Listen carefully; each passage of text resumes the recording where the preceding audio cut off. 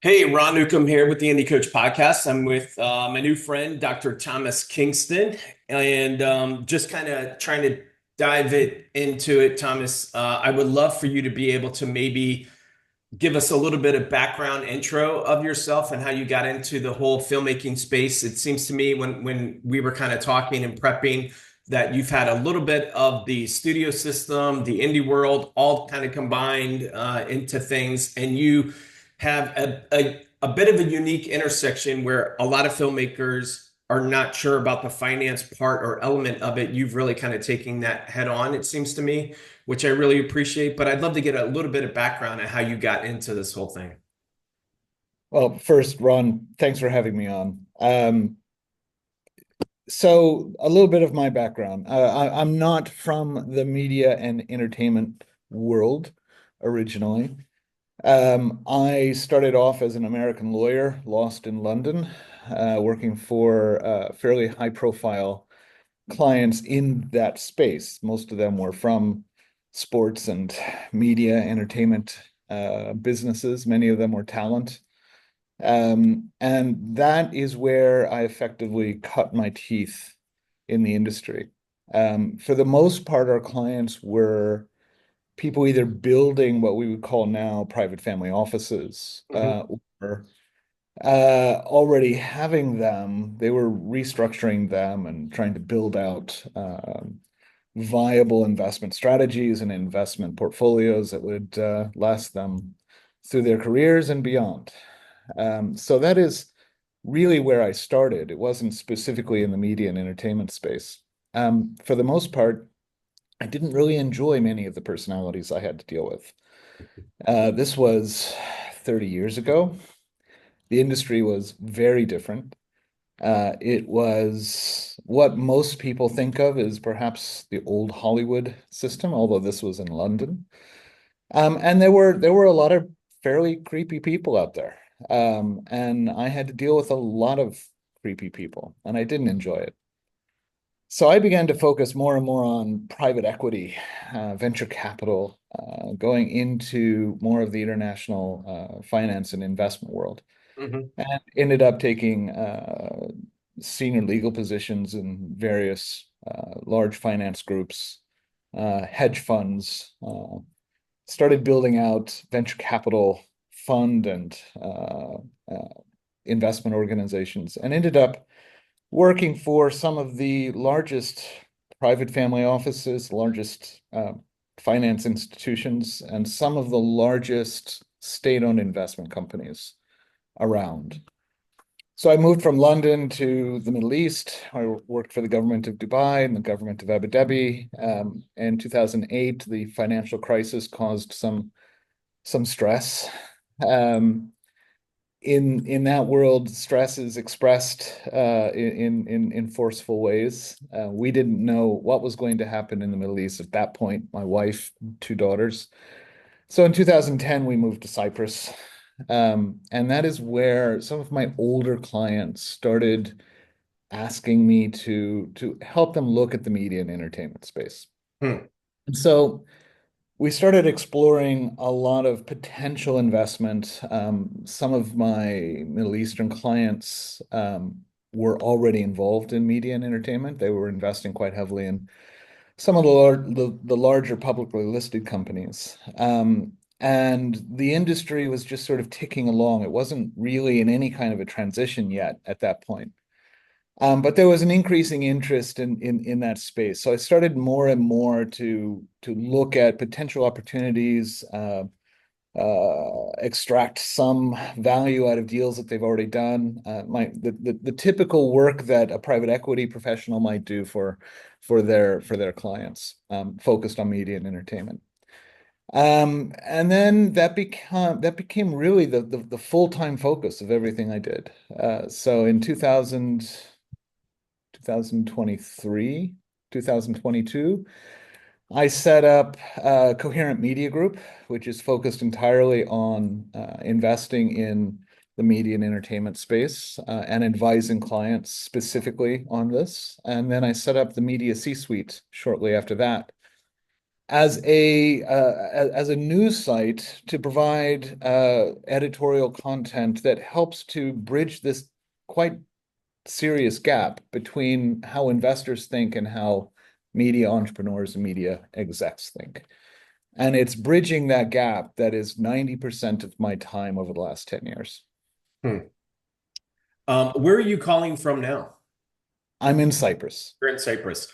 Yeah. How can you speak a little bit about maybe, being in the entertainment space outside of Hollywood? Obviously, there's an old misnomer where, and it maybe at one point it was true, you had to be in Hollywood. I believe that we're now very global on a lot of things, even including whom you should look at from your customer base and sales. You should be thinking internationally and globally. Yeah. Um, how do you feel that it works being outside of LA and outside of the States? Well, the COVID pandemic changed everything, not just for media and entertainment, but media and entertainment really did change in terms of how the industry worked. Before that, yeah, you had to be in face-to-face meetings. You had to be dealing with people that you knew. There were groups of people that I would have to deal with in LA that if you weren't within their close circle, which probably meant really within an hour's drive of where they lived, Hmm. uh, they weren't going to do business with you. Yeah. Uh, it was really a face-to-face handshake, closed circle type of world. That was true in LA in particular. Uh, London also, but a little bit less. What happened with the pandemic is everything changed in terms of how you communicate and how you speak and how you can reach out. And so before the pandemic, I spent a lot of my time on a plane, and not the greatest traveler in the world, although I traveled more than most. I didn't enjoy it that much. Yeah. I was quite pleased to be able to use this technology. Yeah. Zoom became my best friend, and really opened up both my contact network and my circles of people that I dealt with, but also almost everybody else's.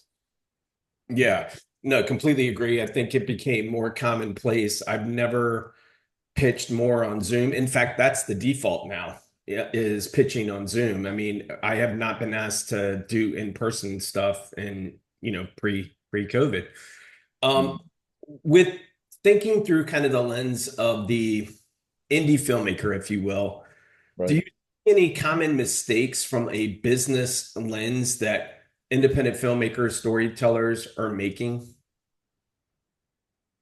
Um, Look, there are a lot of independent filmmakers out there, and this is also something that's changed in the industry probably in the last 5 years. 5 years ago, uh, I'd receive anywhere from 20 to 50 pitches a month. Sometimes, that would increase.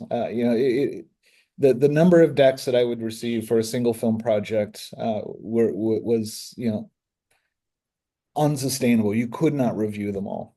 And they were all pretty much the same pitch. They were all looking for development money. They, lots of creative vision and very little commercial planning put into the project. Things have changed.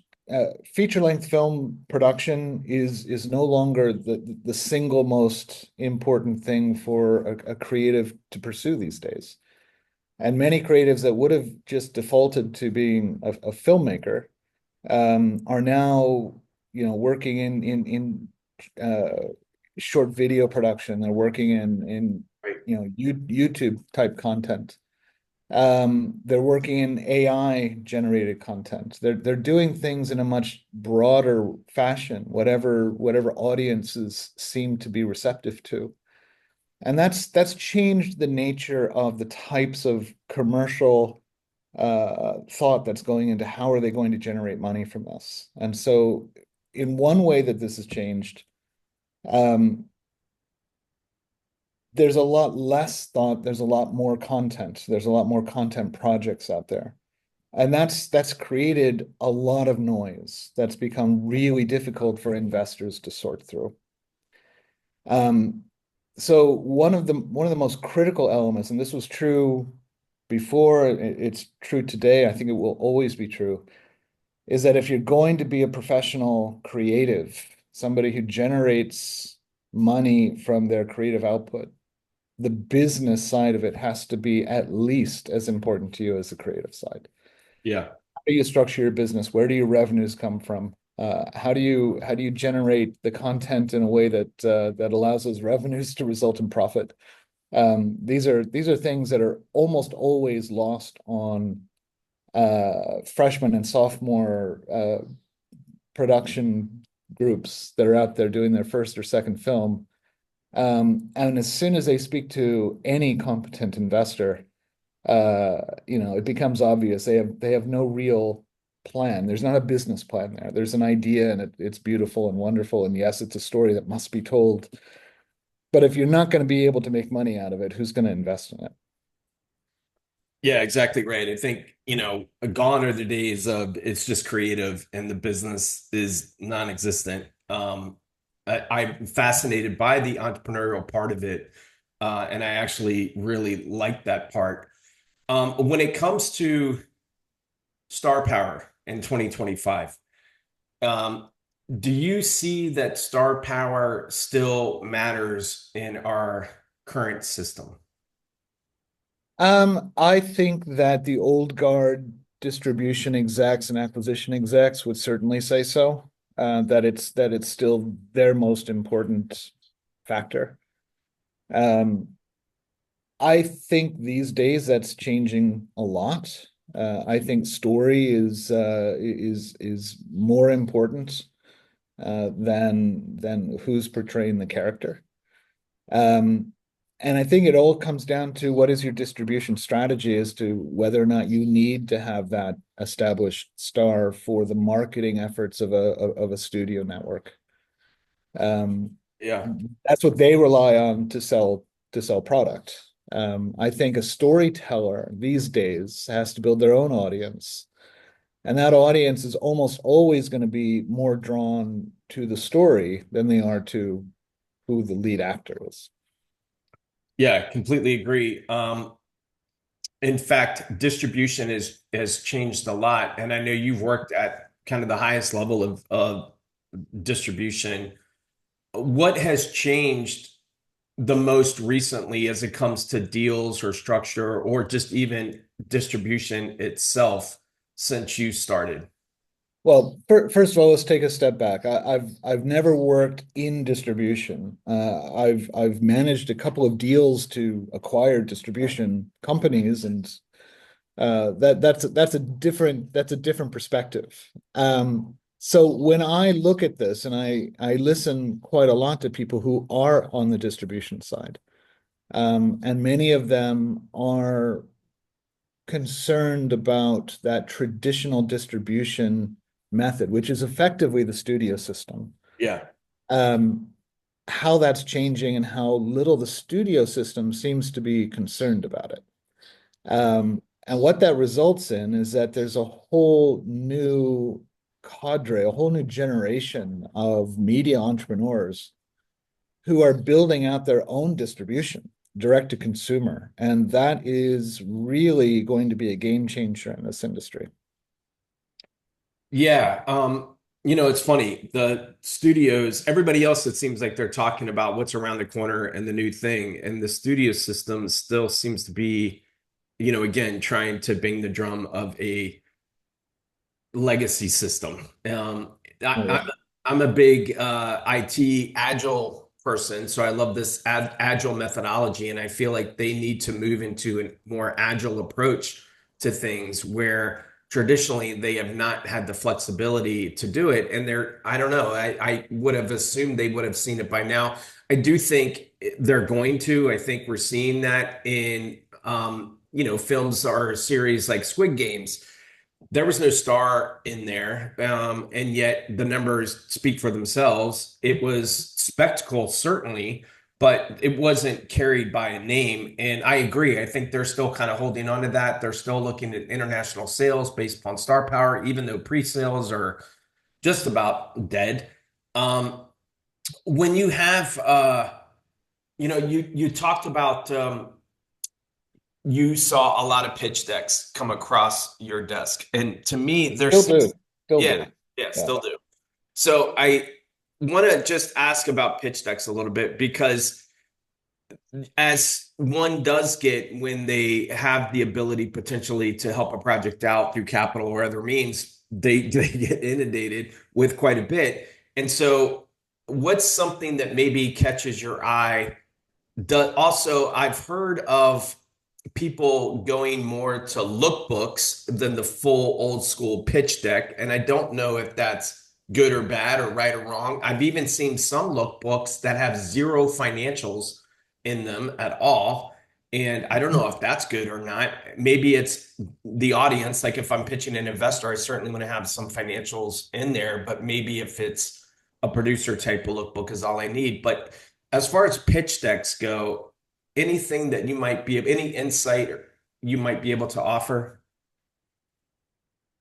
Well, perhaps. And I agree with you. Most of the pitch decks I see are really pitch decks that are targeting perhaps other creatives, not necessarily investors. And knowing who your audience is really important, as much in the capital raising game as it is in the box office. If you're gonna produce an expensive feature length film, you have to market that to an audience, and that marketing has to successfully deliver people to the cinema to buy those tickets and buy that popcorn and go sit and watch it for 2 hours. Um, if you don't know your audience, you're not going to be very successful. And it raises two big questions in my mind whenever I see a pitch book. And that first question is, who is this pitch book meant to be speaking to? If they're looking to raise money, I'm interested in, um, has this team been successful together before? And if not, have they been successful separately before? Um, are they producing something that is interesting to me? Hmm. And then are they thinking about how this is going to generate revenues so that I can have a return on my investment? Right. And I rarely see that. I rarely see that. I see, oh, there's always a slide on waterfalls. There's always a slide on, one thing or the other, but none of them are really cohesively tied together to tell an investor how you're going to generate revenues. The audience for most feature film producers are acquisition execs and distribution execs. It's not the people who go to the cinema. So unless you've got connections into that world where they're going to sign contracts that you can then borrow against to fill the rest of your, budget to produce this film, I don't see how they're going to make money. And if they can't make money, why would I invest? Yeah. And so, when those are the two biggest concerns I always see in a pitch deck. Who is this being directed to in reality? It's usually being directed to other creatives. And how is it going to make money so that I get a return on investment? And that's usually never answered quickly. What I see in trend, coming out of the private equity industry, investment memos were always preferred to pitch decks. If a professional investor is looking at something, they're not afraid to do the reading. They will always do the reading. Anybody who says no investor has the time to read more than 3 pages, is not being very sincere. And I think that there's an entire industry out there about how to build pitch decks, how to build these fancy things. And I think, truthfully, it's a bit of a waste of money. Pitch deck should be the last thing you build. You should build your business plan first, build an investment memo based upon what your business plan says you need in terms of capital. And then you build your pitch deck to follow that. And no pitch deck that's more than 10 pages probably is worth reading. I'd rather read an investment memo or the entire business plan. Yeah. No, that's great advice. And you're right. Not something I'm seeing a lot of people talk about. They're trying to sell a lot of times services, and those services are, hey, I'll build you a pitch deck because that seems to be what people want. But as you say, the investors I've talked to, um, it's never the deck. They always want some type of follow-up with further information that really details the Absolutely. out. Yeah. Absolutely. And quite often the pitch deck is the beginning and end of the capital raising thought process. That's the only thing they build. They have no real business plan. Their budgets tend to be rather truncated. There's not a whole lot of strategic thought process that goes into this. What's the objective of this project? If it's not to generate money, why are you bothering the investor? Yeah, exactly. Yeah. No, completely agree. For filmmakers starting out today, to carry this, kind of from pitch deck, let's assume that they got that right, they get in the door. How would you recommend that they approach either private equity or soft money, tax stuff? Um, yeah, just how would you maybe offer any guidance or insights of thought on? I have a Ronism that is money's not a problem, it's the problem. So just trying to have a conversation of helping people solve that a little bit. Any thoughts in that arena? Oh, so many thoughts in that arena. Um, you're absolutely right. Money is everything. You can't fight a war without money. You can't build a film without money. You can't build any business without money. How much money you need is a question that there has to be an answer to. It can't just Yeah, be I need money. right. What money do you need? Why do you need it? When do you need it? These are all really serious commercial questions that any entrepreneur needs to have an answer to before you go to any investor. And what I often see, and this is more and more relevant today. There's always been a lot of investment capital out there. There's always been a lot. There's never been as much as there is right now. It's a consistently growing volume of capital that must be invested. The vast majority of that capital is being managed by professionals who have an obligation to invest it. Mhm. They have a need to invest it and put that capital to work. They're under pressure to do it. Some of them get fired because they Right, don't.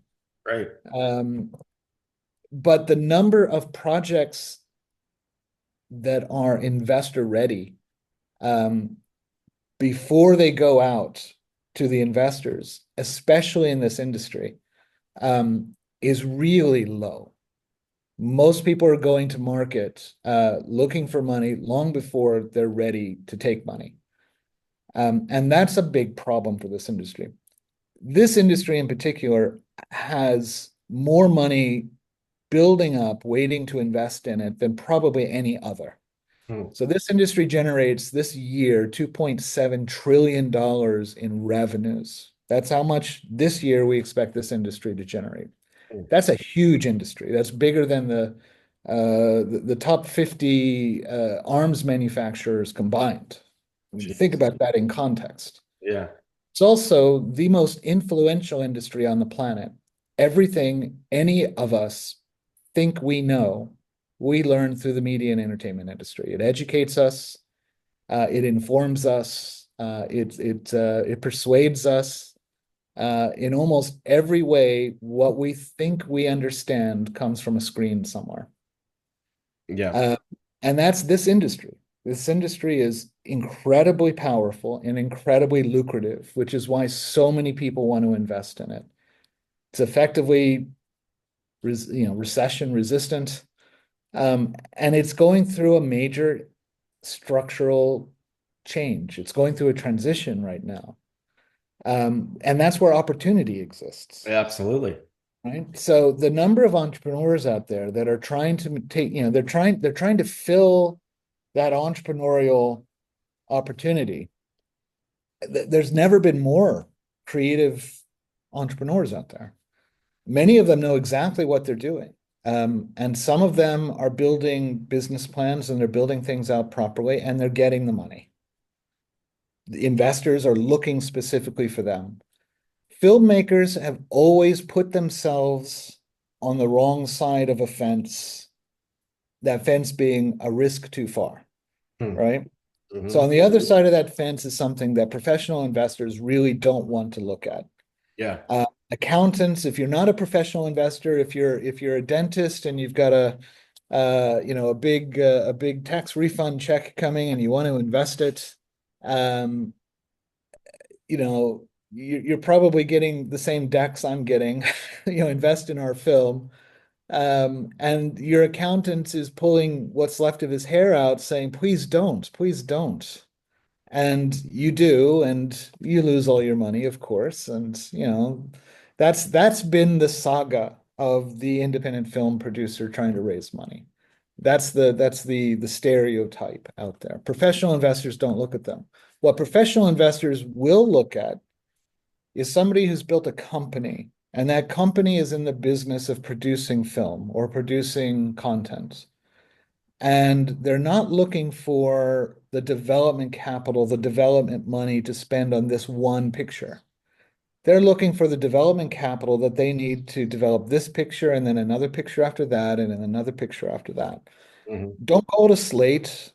Just, you're a business. You're trying to raise capital and you're in the business of producing content that gets sold, and it's either the consumer audience that's paying to gain access to the content, or it's an advertiser or brand paying to get access to that consumer audience. Mm-hmm. And so, if you've thought all of this out, and this is why the audience first movement and the direct to consumer movement is so interesting for investors, is that, if you've captured an audience and you have an audience and you've got access to advertisers who want to give you money for that, you don't need to go to any of those legacy media companies. You don't need to have commercial paper, distribution agreements, negative pickup deals. You don't need to have any of those things that you borrow against to fill your budget to make your film.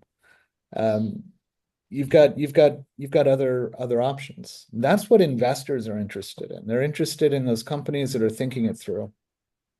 Man, that I gotta tell you, Thomas, that hits me. So I know that would hit other people.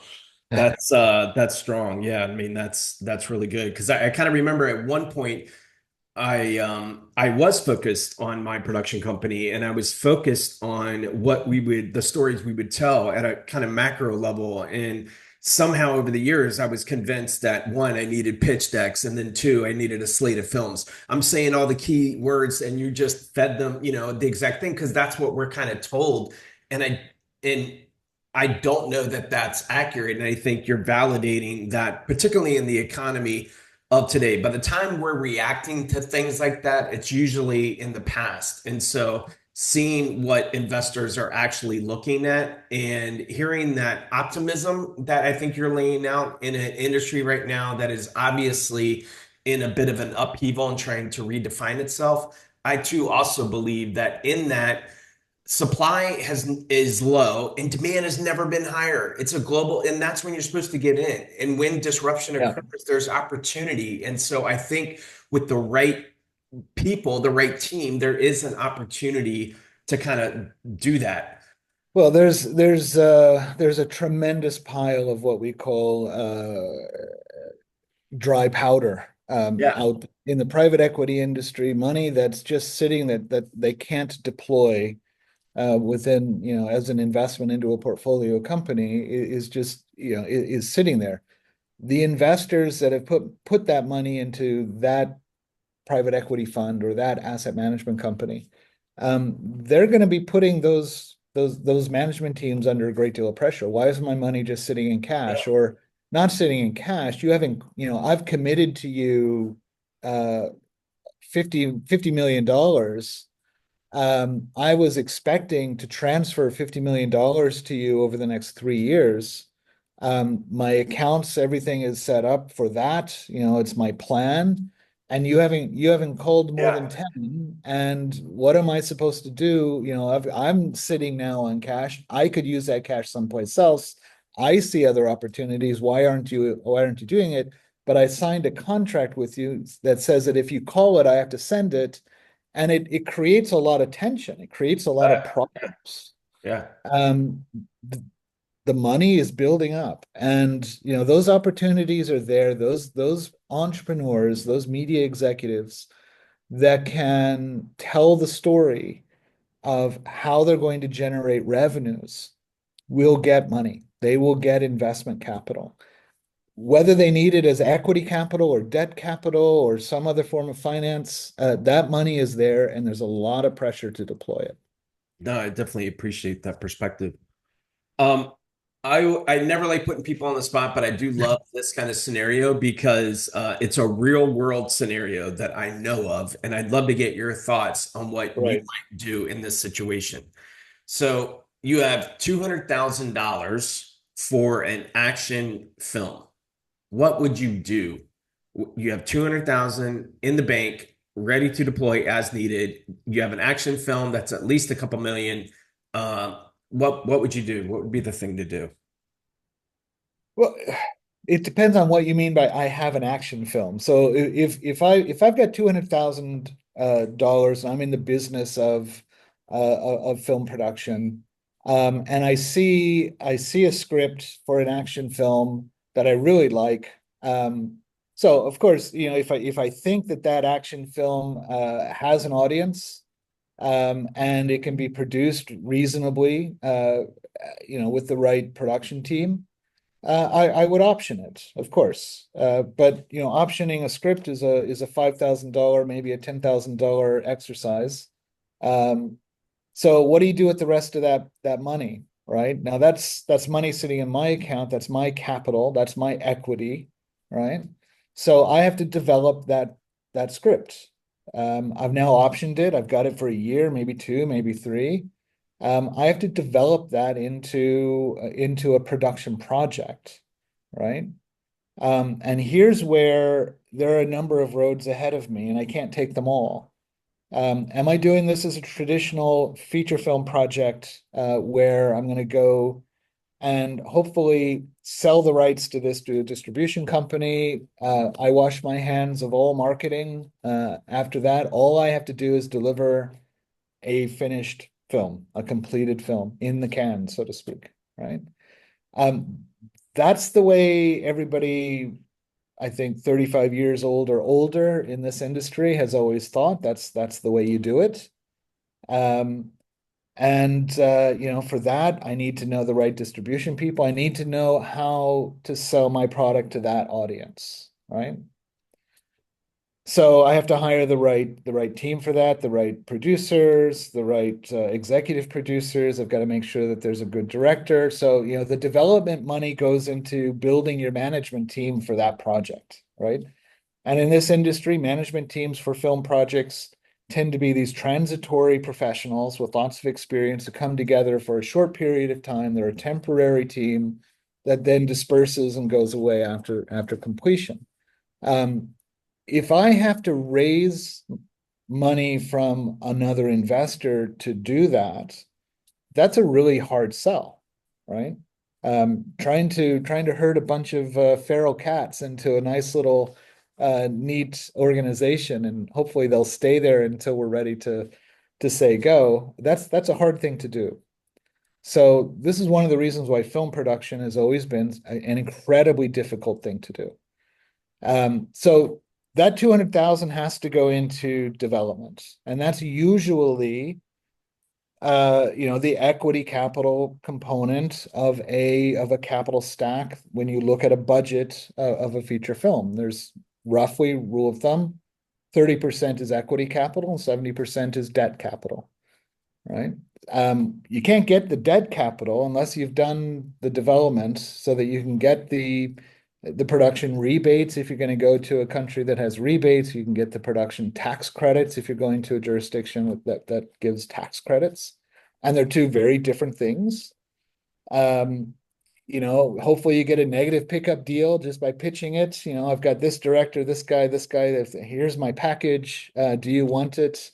Netflix signs immediately and says, we want it. We'll give you, 20% above negative costs. Here's your piece of paper. I take that piece of paper to one of 100 good film finance groups, and they give me enough to produce it. As long as my budget's within that space. So that's where that 200,000 has to go into. But 200,000 can go very quickly. You can develop and package a very good film for much less than that. It really depends on the skill and experience of yourself and the team that you build around that particular project. Yeah, no, I appreciate that perspective for sure. Um, So to yeah, answer your question, though, you asked a question. If I had $200,000, you said, how would I spend it in this scenario? yeah, I'm not sure I would. I'm not sure I would. Um, what I might do with that is spend that on bringing in a team of people who know how to build communities and build audiences and build a resource that then I can leverage to produce as much content as I want to. I think building your own audience, which is infinitely doable these days, given the state of our technology. This is how influencers rose. This is how the creator economy developed. There's a lot of lessons that have been learned in those experiences. Being able to build as a film producer, as a production company, or somebody who's pursuing content production as a business, I would first spend my money on building an audience. So, being able to define what my future projects are, what are my passions? Yes, I might need to buy a couple of scripts or option a couple of scripts. I might need to build some very early storyboard ideas about them. And then those are what I'm building the audiences around, right?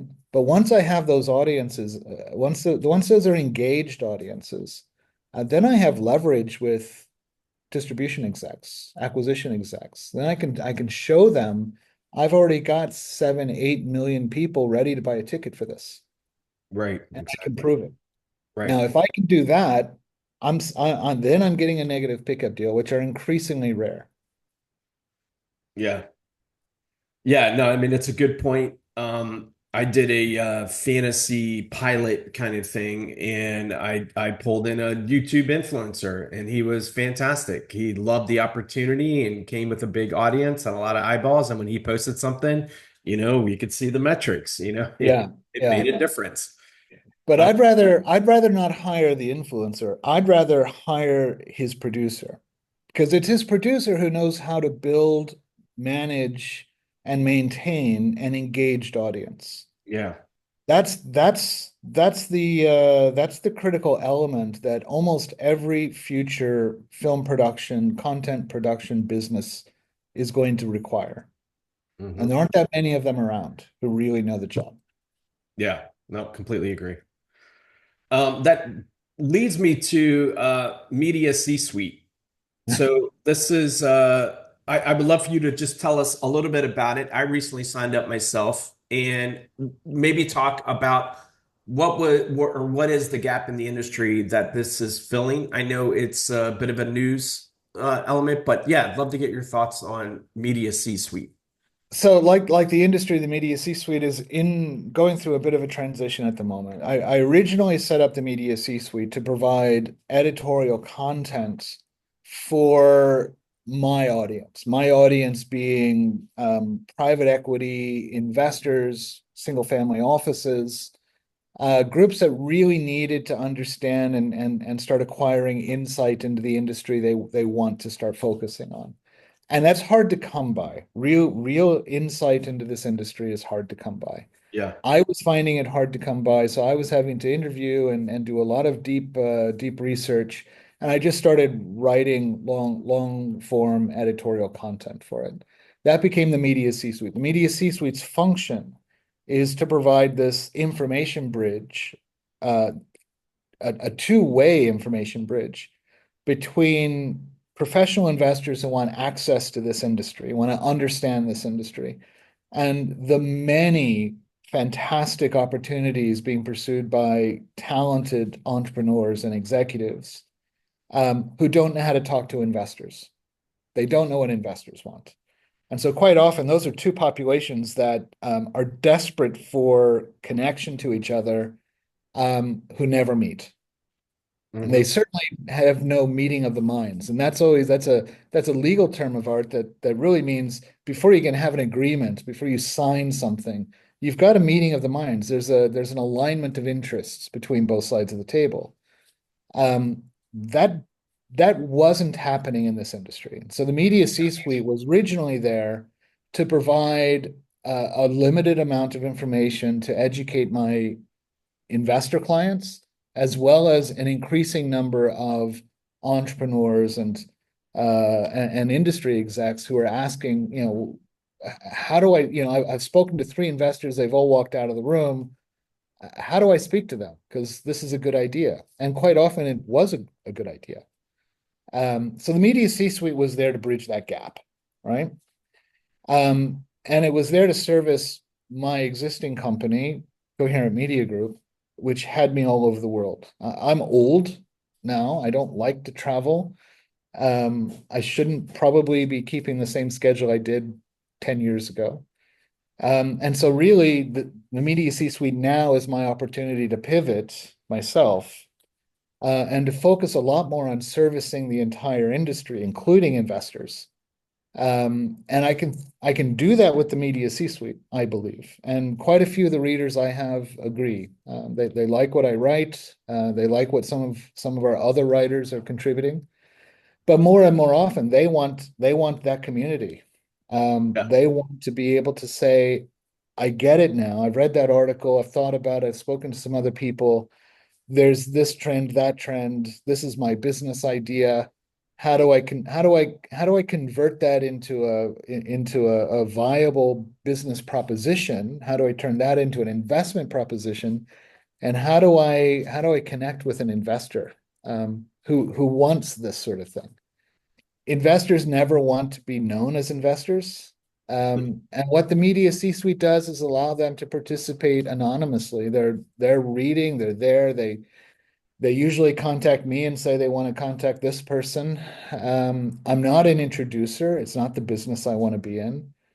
So the media C-suite is now transforming itself slowly into more of a community hub where members of the media C-suite community, our community, can really start asking questions, learning from each other, building their own connection networks and contact networks. The investors are there and they want to join something like that as long as they don't have to say they're an investor.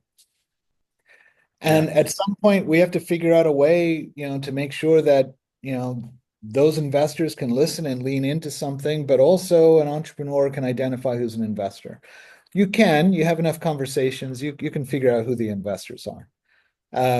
Eventually, I think we're probably going to offer something very specific, which is, if you've got the right company that's investment ready, we've got a list of investors who are actively looking for something. And through the media C-suite, you can connect. It's free. There are no barriers to joining this.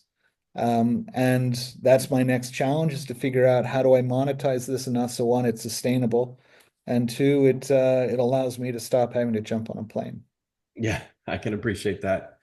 So Um, that's the media C-suite. I wish it were an easier 30-second elevator pitch, but it's not. No, I appreciate the what it's kind of what you started out to do, which it sounds like you've done, and then it's kind of morphing because the need is expanded. I agree. I also have found that investors rarely want to be called that and called out because then they just get inundated, which is what Oh, we don't want. this is one of the critical sensitivities of professional investors. The last thing they want is to be known, Exactly. No, or at least for people to be able to contact them. yeah, They're, right. they're terrified of the public. Yeah, yeah. Because well, I mean, though it is a bit of the mob mentality, and people, even when you put up barriers of like, hey, this is what they're looking for, it doesn't matter. I mean, I just did this where I opened up like, hey, I'm looking for this kind of thing. People just swarmed me with Yeah. everything but what I was looking for, you know. Oh, Oh, investors, the largest groups have entire cultures built around, how to protect ourselves and our families. yeah. And money changes people's character in some ways. Those who want or need money, as if they're given the opportunity to go after somebody with the money, I think for all intents and purposes, the sincerity will be there at the beginning, but quite often that changes. And it's dangerous for these investors to open themselves. So No. there's a very good reason for them not to advertise themselves. Even though many do, there are lots of lists out there of investors that provide email addresses and others, or many investors on their websites. They openly say, Mhm, let us know. We're mhm, happy to talk even at the ideation stage. mhm, Um, but these guys are few and far between. That's courage. They're expressing courage. mhm, Uh, Sometimes that's what it takes to find the right deal flow.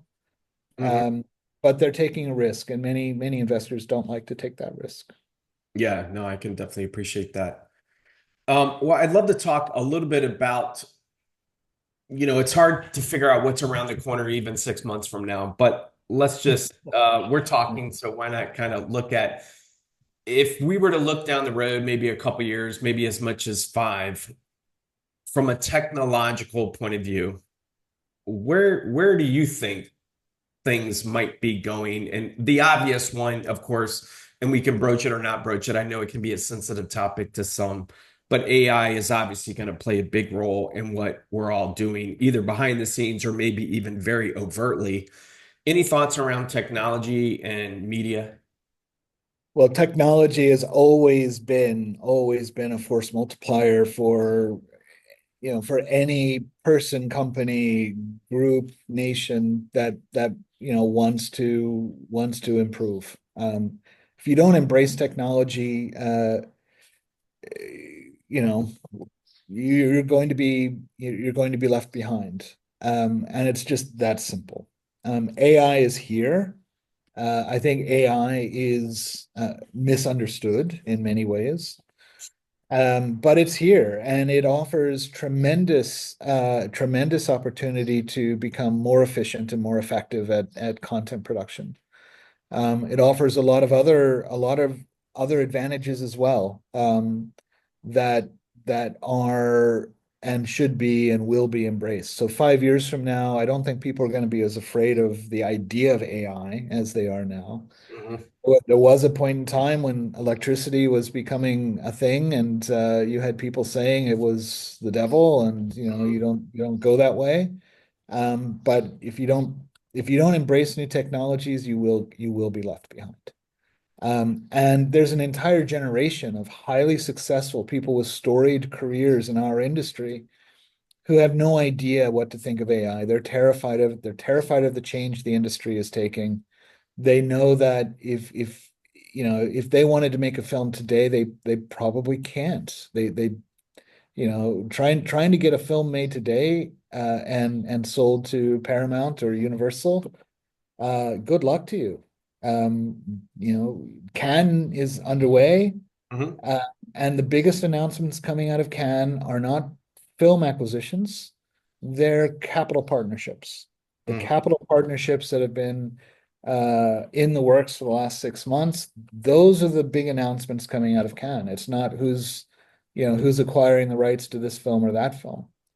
mhm. And I have a feeling that 5 years from now, that's going to be a bit of legacy from what's happening right now. Yeah, no, I definitely agree on that. And I mean, at this point, entertainment is actually not driving the AI space. So to say that we could even slow it down is just not a reality of the situation. technology is driving AI. So it's not going to slow down for us. And if we try to slow down, we're just going to get past. And, Well, it has AI has a couple of things that are fundamental barriers to it really becoming what the AI companies want it to be. Um, one is copyright. This entire industry yeah. is built around the right to generate revenue from a piece of content. Mhm. It's a legal right, expressed as a contract. And if you don't have that, if you don't own the copyright and you don't, you don't have a license to use that copyright, exploit it in a way to generate revenues, you don't have a legal basis for generating revenues. And if you don't have a legal basis for generating revenues from that piece of content, um, most cinema owners are not going to want that content in their cinema, because they risk getting sued and somebody claiming it, they had no right to generate money off of this, and now they have to pay. This is a big issue, and Mhm. there are ways around it, and governments are thinking of it in different ways. The Copyright Office in the United States has expressed a number of opinions about how to treat copyright material or material that's applying for a copyright or hoping to be copyright material that has AI generation somewhere involved in it. It's a really difficult subject. There are a lot of law firms that are now doing online seminars and talking to their clients about this, and there are lots of subtle ways to use AI and still be able to claim copyright ownership over the resulting content. Um, and I think that's got to be what people first get their heads around. How to use AI in a way that still allows you to own the copyright of the resulting work. And if you can do that, then AI will allow you to produce more of it in higher quality, faster. And I think that's going to be the game changer. Yeah. Yeah, no, we definitely have some interesting years. I'm already seeing stuff like I'm sure you are too on LinkedIn that has just blown my mind. And gone are the days of Will Smith when they showed him eating spaghetti and it was AI and it looked ridiculous. And now, like a year later, they did the same kind of input and it looks like Will Smith eating spaghetti. I mean, it has come so far in the last year. I can only imagine what it's going to be in 2 to 5. Yeah, look, I think at the rate of development 5 years from now, AI is going to be able to help produce some amazing content. It already can. Yeah. And keep in mind that we're talking about AI. We're not really talking about virtual production. We're not talking about all of the technological work that's gone into visualization. That's Yeah. gone from pre-visualization storyboards Very much. to Yeah. full-on visualization, Yeah. um, where you're able to go into a relatively small soundstage volume Yep. of LCD screens, and produce something that makes it look like you're standing in the middle of 18th century Paris. Yeah. These things are amazing, and a lot of that is what we would call these days AI, but it was developed 5 years ago before Yeah. OpenAI released ChatGPT and Right. all these other image generators have come up. The combination of these are really going to provide a lot of opportunity for the creative to tell stories. Yeah. But if you don't have the copyright to that story, if you don't have the copyright to the results, nobody has the right to generate money from it. Some will, some might, but you don't have the legal right to do it. Hmm. So that's one of the most important things that has to be worked out in the next year. And I think there are a lot of law firms out there that are solving that that problem. are that are trying to solve it. Yeah. Are there any books or workshops or classes or anything that you would recommend? Any books that I can be a big reader. Any books that you would recommend to the creative entrepreneur? Well, keep in mind, I'm old. So the books that most influenced the way I think about business have changed. Some of them are in their fourth or fifth editions by now. One of the best books is a book called From Good to Great. Hmm. Um, and what that book discusses is how important the team that you're building as an entrepreneur is. Investors embrace this concept. The team is really important. And it doesn't matter about a title, it doesn't matter about, if you've got an idea, you've got a business you want to build, and there's somebody over here that's instrumental for that, you got to get that person on board. You got to get that person on board. Hmm. And that's really important.